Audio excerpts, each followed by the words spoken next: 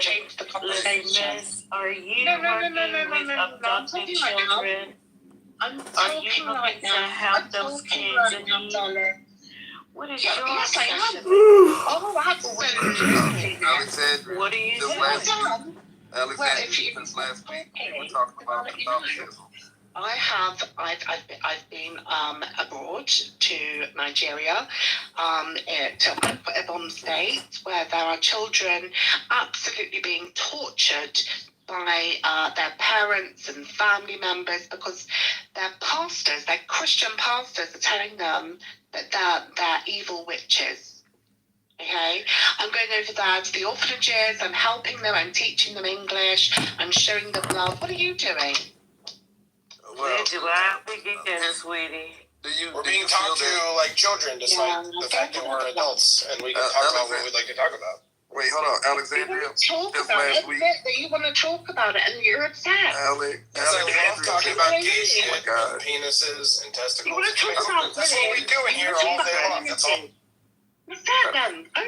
We're all closeted homosexuals, and that's all we talk about. Still, you're a closeted homosexual. We're not closeted homosexuals. You love that. Alexandria, in this room, we talk about a plethora of different topics. Alexandra, not Alexandria. Oh, yeah, she has an attitude. I'm sorry. Just so you know, she's an OG. She was one of the original OGs of the room. I apologize. I didn't look. I just glanced. Alexandra. Outrage is not a commodity. You cannot pay your bills with outrage. Wow, I would love to be in a minute, I'm finna get on this immigrant head, so y'all do what y'all do. You know what? I digress, because all I was just going to say is we talk about a plethora of topics, but I'm gonna go back on mute and enjoy my one. So Alex. Yes, so you want to do that. Yes, I actually can. So you want to do that. Okay. So you think because you have a British accent that you have... You're taking the bait. Don't take the bait. No, you know what? You're right. You're right, still, girl. I'm going to be quiet. Yeah, she's a UK troll, baby. One of the biggest. Yeah, that's Clear obsession about telling other adults what's in the topics of conversation with participated. Yeah, I know her ass. I love people. Create with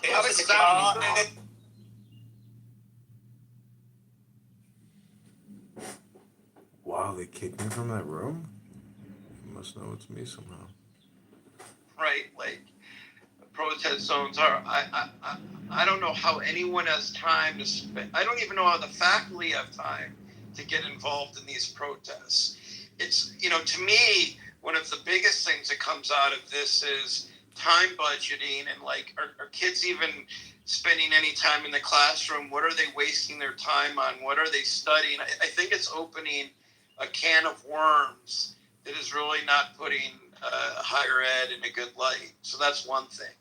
The other thing is the Jewish parents who, when I know you didn't want to get into race and stuff, but I mean, when this is maybe the first time.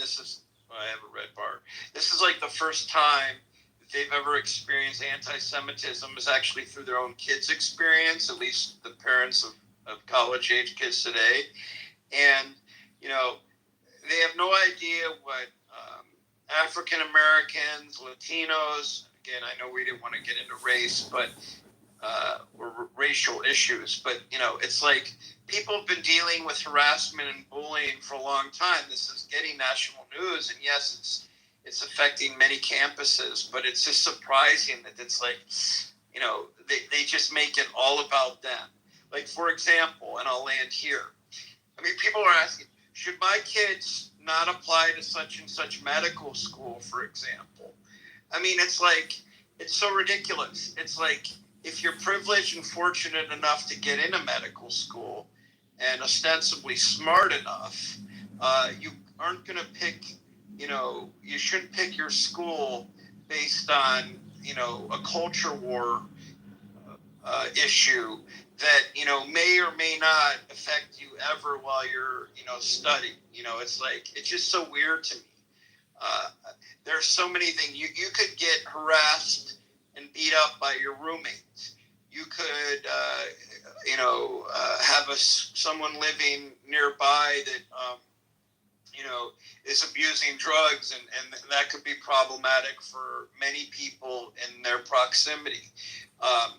The fact that this protest, that people are making life-altering decisions based on this. I mean, like, for example,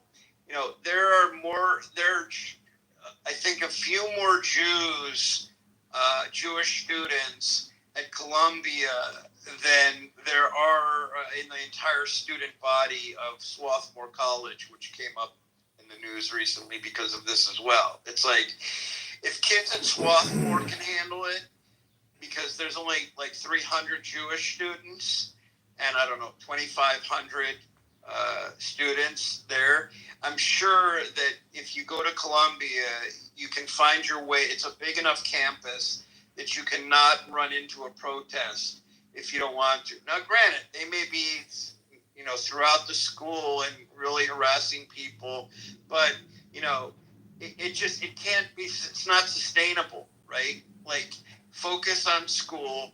If you don't want to go into class, that's fine, but I just can't imagine that this much disruption can happen. So anyways, it's really hard to get a real story on it. The other thing that I've heard is that counter protesters are saying things to get the protesters in trouble, right? So they're imitating them, or pretending as though they're imposters, right? And so they're trying to make them look worse. And I'm not saying that they're not bad. I'm definitely on the pro-Israel side, but I just can't believe this is all happening. Yeah, I was in another room when this kind of not when it first started, maybe about 4 days ago. And I kept asking the question because the conversation was specifically about Columbia before it started to really spread. And I kept asking, what were the instances of violence that happened at Columbia? Nobody was able to answer my question, or either refused to answer it, because I sincerely wanted to know. I was Googling it, couldn't find anything, because I'm like, what is all the fear going around? Then, of course, they pivoted to Yale and talked about the woman who was, quote unquote, stabbed in the eye. Then I went to look her up, and anybody that gets stabbed in the eye, her eye was very much intact. And she had changed that. She didn't say stabbed, she changed it to jabbed or something like that. And so I don't think anybody should be unsafe, particularly on the college campus. But what is it that makes one feel unsafe? I feel unsafe sometimes if I see a Trump sign, real talk, because I almost got ran off the road. And we caught up with the guy, and he had a Trump bumper sticker. So I have actual reason to, feel like what the hell is going on around me. But I wanted to know, and no one was able to tell me specifically. I've seen scuffles, but the scuffles have been with the police. So what I've been trying to figure out is what has the actual physical violence been and physical danger, because I haven't seen anything of that nature yet. Right. Like, this is the problem. Like, when this is all said and done, I'm not saying that people aren't disturbed and they haven't disrupted things, but if this has been a crying wolf kind of a thing, which in some cases it has been, I mean, how can you be a Jewish parent of an American kid,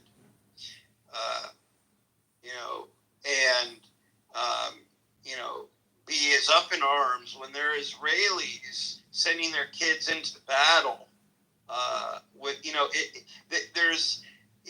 There's such a dichotomy that it's almost embarrassing, right? It's like, I'm trying to be supportive of the Mothers Against Anti-Semitism on college campuses, this 57,000 member group that I belong to. And, everyone's coming out of the woodwork, calling out every little thing to the point that it loses its potency. And it's like, oh my God, this is embarrassing. I don't think some of it loses See, for example, at the University of Texas recently, Here, Marshall. Marshall, you're in the matrix. For Palestinian liberation or Palestinian something or other had a permit protest on campus, and then they went and put out something on social media that said, and we're going to occupy the campus. So whoever deals with those permits saw it or was alerted to what was said, and obviously did the thing you would normally do when you hear somebody say that, which is, the fuck, you are going to occupy the damn campus. So they yanked their permit. They then decided to go anyway, and were met by state police who asked them to disperse because they had an unlawful protest. And instead of dispersing, and a big piece of this was there were at least several students who were not simply talking about the Palestinian people being safe, which I think everybody here agrees with. They were talking about support for Hamas. The two are definitely different in kind. And if somebody says that they're supportive of Hamas, well, they're on Earth. Right? We're not. We can't hear. We can't hear everything you're saying. The problem is when Jewish students get locked in a library because just at certain amounts in time, and for people to become regularized to it, and then they'll just go ahead and make it. Hey, yo, Marshall, are you in the Matrix, Marshall? Black people certainly in fucking cool.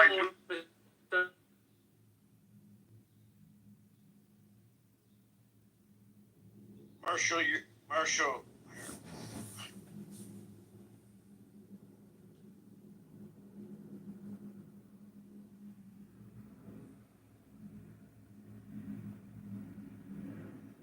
Marshall, we couldn't hear you because you're coming in and out of the matrix, and so we couldn't respond. But we would like to hear what you have to say because it was interesting. What we did here was interesting. But going back to what I was saying before Marshall jumps in, the question is from a logistics, like how these people have the time to focus on this. I mean, when there were finals coming up for many students, I just can't imagine. What's happened is it seems that outsiders have weaponized these opportunities to protest. But if the faculty are probably really the problem, because the faculty have an opportunity to not get involved with this. They can stay in the classroom, do what they're supposed to do, and then the kids, because Ivy League students particularly, are concerned about their grades, they probably, have some leverage there. But the campuses are being influenced by these outsiders who are literally coming on campus, as I understand, and kind of provoking people. But it wouldn't have to happen if the faculty kind of set the rules and were like, hey, you got to show up to class, blah blah blah. Then the people can go on campus and protest as much as they want. But to engage in counter protesting seems so counter and so ridiculous. So I don't know. There's so many embarrassing things that come out of this after an embarrassing year for the academic world. The fact that these university presidents can't figure out. I mean, they managed to. Maybe they did a horrible job with the pandemic. But if there was something catastrophic going on, how would they get control of all these students if they can't handle a protest? It's a little frightening to think of what else they can't handle. So it just kind of boggles the mind. Go ahead. Someone else is going to jump in. Or Marshall, are you in a better spot?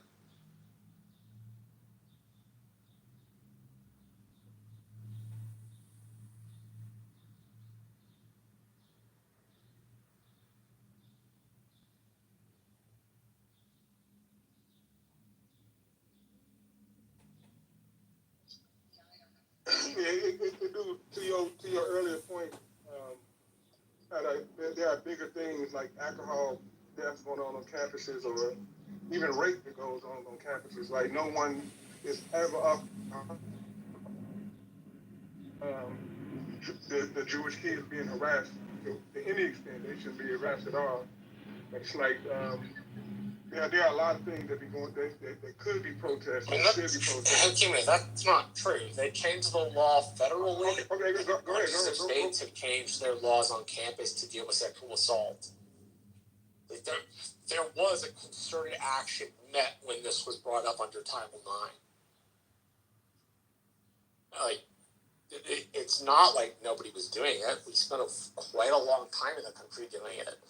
I mean, a year is quite a bit of time considering. I mentioned rape. I mentioned rape in particular because the school my daughter went to just 2 years ago, like the baseball team was like known. If you go to the baseball team party, somebody's gonna get raped, and the school wasn't doing anything about it. I'm not saying it doesn't happen in Kimo. What I am saying is there was a concerted national effort to shine a spotlight on just what you're talking about.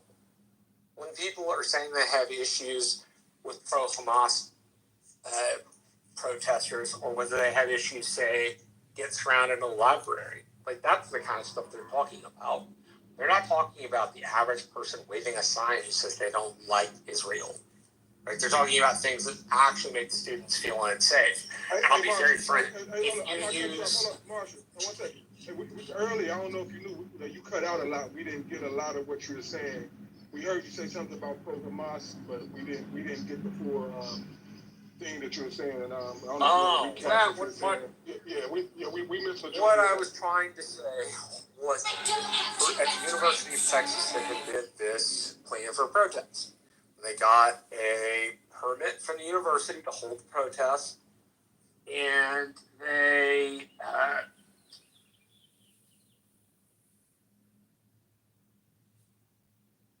then posted on social media that they were going to occupy the campus. And so somebody who worked for the school was like, "The fuck you are."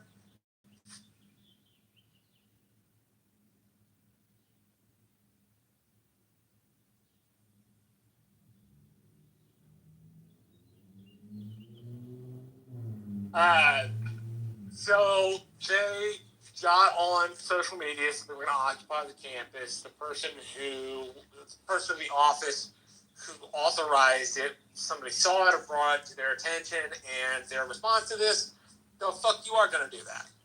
And so they rescinded their permit for protest. These people showed up anyway. Not all of them were carrying pro-Hamas administration signs, but there were quite a few. They were asked to disperse because they were using an unlawful. Because they were doing an unlawful, because they were gathered unlawfully, and whatchamacallit. Like, what's the the ideal temperature and humidity? I imagine it's probably pretty low humidity, right? Like desert climate. 20 to 40% for humidity. I keep it That's around pretty low. 25 to 35. So you run like a dehumidifier like all the time? No, I actually have a humidifier by a stage. Oh, okay. But it really depends. It doesn't run all the time. So that's the thing. It depends on the day. Like, cause we live in a trailer, so there's very little insulation to just maintain a constant temperature. So Gotcha. sometimes I'll leave the night lamp on all day if it's too hot outside. Things like that. So it's not putting the temperature of the cage up over a certain amount. Now the basking spot, they typically want it to be above 85 to actually that's like the top of the school temperature. About 90 to 105 is like the warm spot for the bearders in their basking space. And then in their pool spot, they want it about 70 to 80, like top max. 80, I think, is the max for their like nighttime basking spot, for their chill spot. So, and then the constant temperature in the cage though is about 88. So, okay. Do you live in a desert state? No, I live in Michigan. I'm 30 minutes from Michigan. St. Okay. 30 Gotcha. minutes Oh, from okay. Yeah, very cool. Gotcha. Yeah, well, it's like my parents' house, right? They live kind of like inland California, like Southern California. And what you just described is basically like their environment all the time, right? It's like 85 to 100 during the day usually, with like very low humidity, usually like, 20 to 40%. Right. So. Oh shit. I forgot I was even in the middle of a fucking game. Shit. Oops. I was eating my salad. Yeah. Oh well. No counselor died there. That's right. Don't let Jason get you. Yeah. There's one scene where they're showing off his machete, but his machete happens to be right by his junk. So like on the opening screen, it's like his junk, and then you see the machete behind it. It's like, why am I looking at Jason's dick? This is weird. Dude, I don't even want to think about Jason's junk, like what that could possibly look like, or what it could be used for. It's probably like a machete dick. Oh my god. Dick shetty. Dick shetty. The deadliest weapon that Jason is packing. Yeah, like the 80s and 90s was a good era for scary movies. Why can't we bring that shit? Bro. I know, slasher films from the 80s, man. Fucking. Dude, the best. Like, you can't beat the 80s slashers. Hands down. Yeah, like late 70s to kind of like late 80s. Yeah, that was definitely the golden age of horror and slasher films. There have been some decent horror films recently, though. I liked Hereditary. Did you guys ever see that one? I saw that one. It was kind of weird. It wasn't my favorite. It was just kind of like, what is this? It was definitely weird. Yeah. It didn't sit good with me. It didn't sit bad. It was just like, okay, that was that. Okay, and I moved on. One of my more favorite recent horror movies that came out a few years ago is called Hellfest, and it's like a traveling haunted house attraction or like theme attraction. And you find out the killer guy is a carny, or one of the carnies, right? And like the movie's pretty good. You get the gratuitous gore, right? Typical but it's all in like this amusement park. So like was that a found footage film? No, it was. No. It was. So like for example, oh bitch, I'm gonna fucking machete your head off, dumb bitch. Shut up, hang on. Not you guys. I didn't mean to tell you shut up. I'm sorry. I felt threatened by that. What? I'm sorry that you feel threatened. Let me pause. So, what was I talking about? So Hellfest. Hellfest. One of the deaths, I'll say, just to give you like a hint of it, right? You know the game at the carnival where you have to hit the thing and it hits the bell at the top and it measures your strength.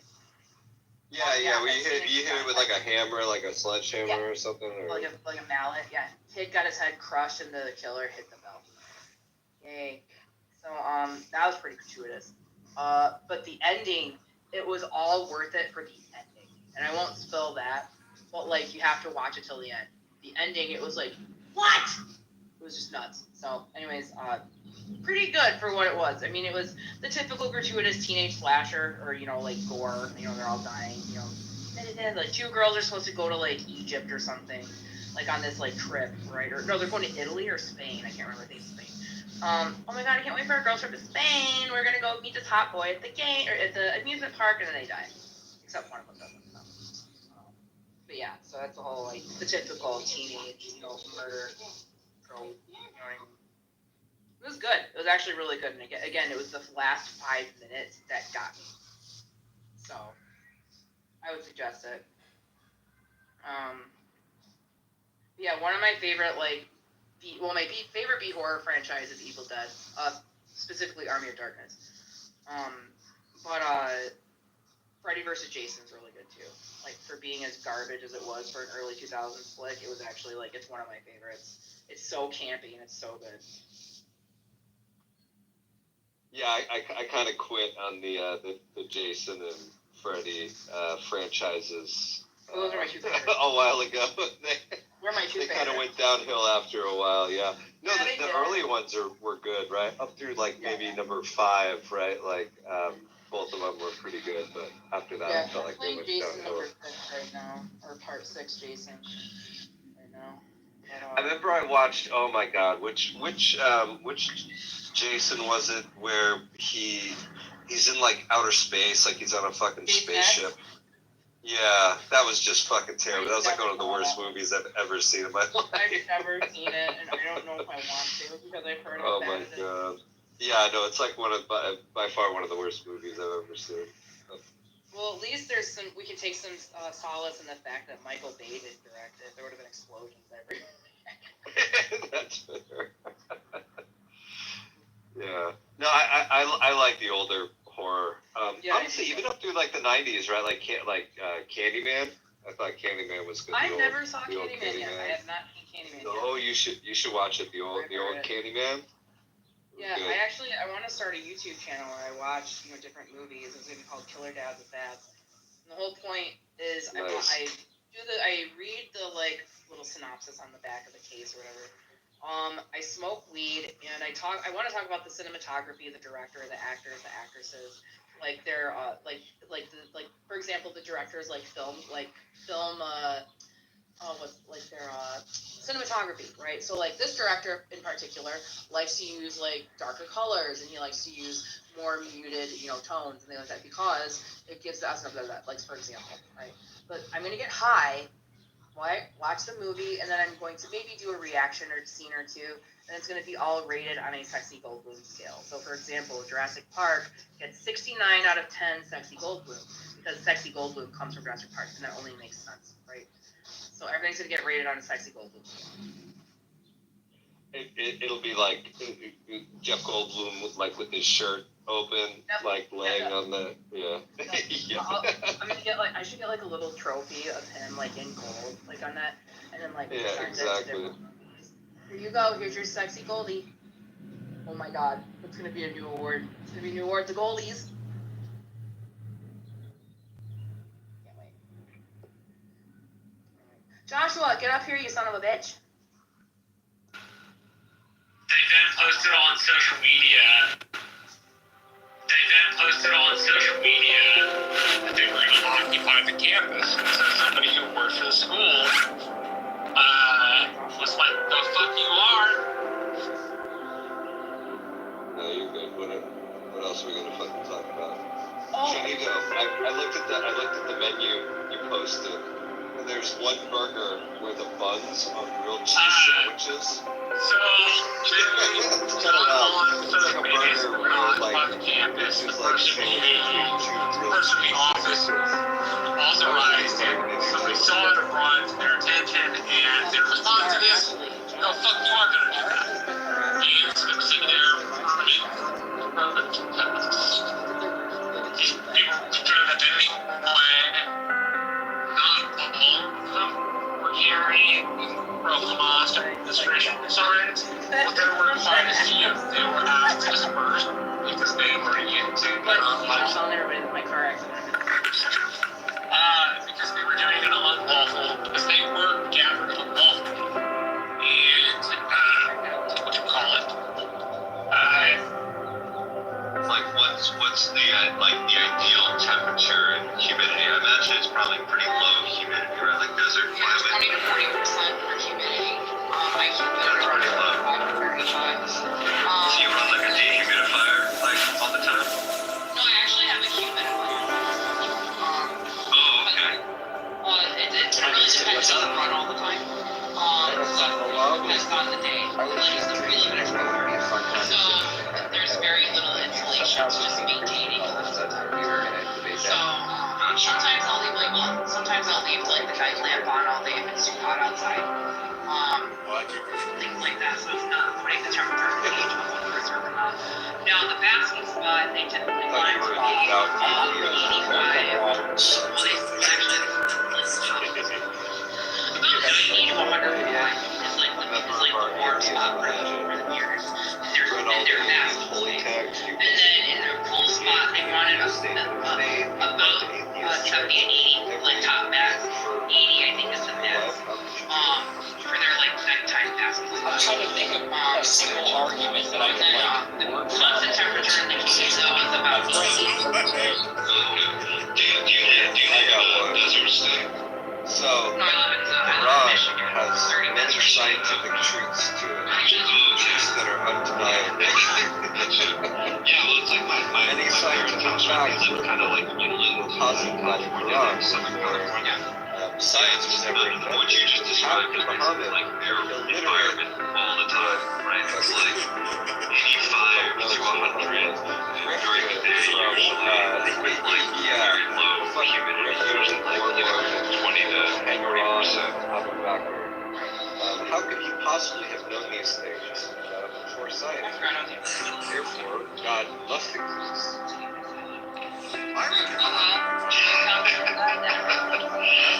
Don't let Jason kill you.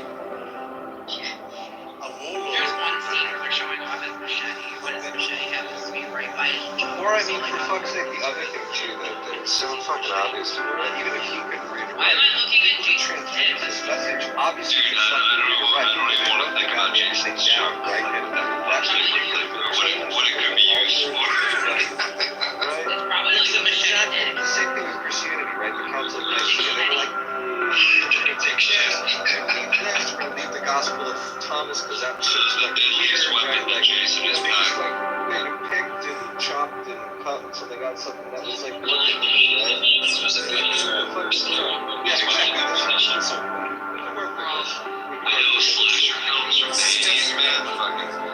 exactly. Exactly, it's just plausible enough for fucking people to believe this. I think it's really so hard. Yeah, like late 70s to that was like late 80s. Yeah, that was definitely the golden age. It's like the most realistic explanation is that yeah, there was an oral tradition. Decent. They wrote it down. They really felt like painted it like possible. I saw that when it was weird. It wasn't my favorite. It was kind of like it was definitely weird. Yeah. It made it so bad. I was like, okay. One of my favorite pieces of movie that I God is and it's like a traveling haunted house attraction, like a attraction. And one of the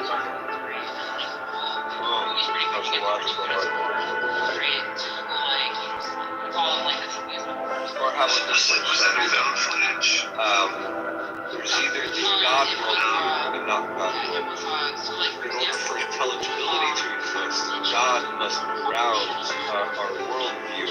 Otherwise, our worldview is unintelligible. Therefore, the not God worldview is unintelligible. And you can't even, it can't even form a believe in God. God doesn't exist.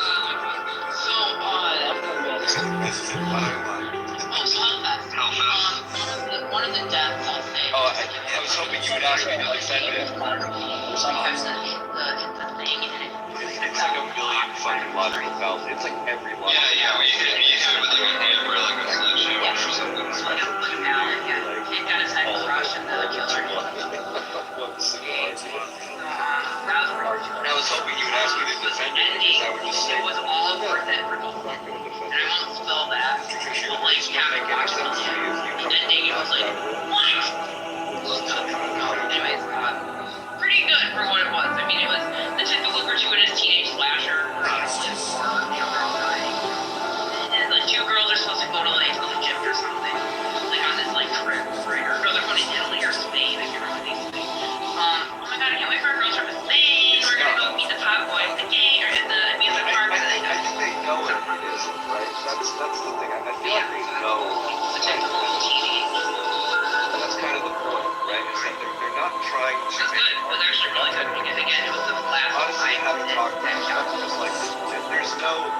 it's so funny. Like they call it sometimes they call it like the atheist helpline.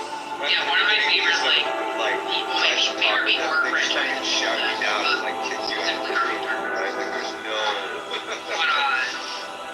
attempting to talk to any fucking atheist. Right? All it is like a circle jerk. There's like intellectual masturbation that we feel better about their independent position.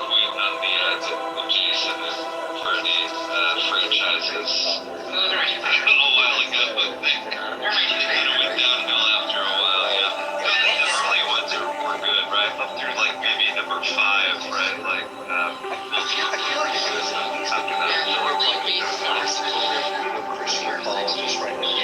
Classic Christian apologists. I watched. Oh my God, which Jason was it? Where he's in like outer space, like he's on a fucking spaceship. Yeah, that was just fucking terrible. That was like one of the worst movies I've ever seen. If I looked at it, yeah, I know it's like one of by far one of the worst movies I've ever seen. Just like the refusal. Well, at least there's some we can take some of the qualities and that like It's basically just like telling the other side to shut the fuck up. I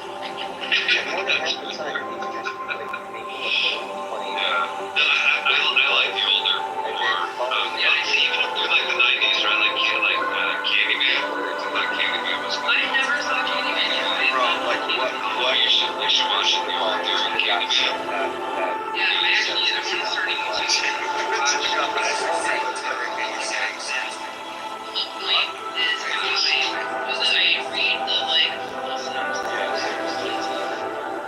I smoke weed and I want to talk about the cinematography.